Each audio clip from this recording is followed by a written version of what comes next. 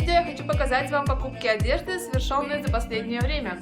Если вы любите такого рода видео, оставайтесь со мной. Белая кофта на молнии просто must have этой зимы, она очень толстая, теплая, приятная к телу.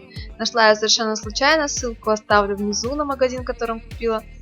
Куртка из денима из магазина Shein, на ней много нашивочек и даже моя любимая надпись есть Where is my mind, и рваные элементы, в общем, конверсом к белым, думаю, летом будет отлично.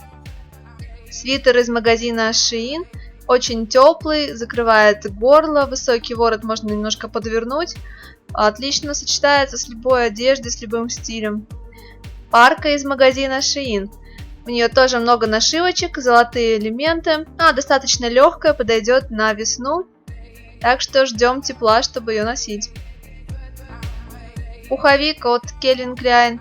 Очень теплый, до минус 20, в нем абсолютно комфортно. Есть капюшон. И люблю сочетать его с этим шарфом из магазина Shein. Огромный шарф, теплый, подходит практически ко всей моей зимней одежде. И да, шапка-ушанка, не знаю, как жила без нее раньше зимой, отлично защищает от ветра, ушки можно убрать. И это было все, спасибо, скоро увидимся!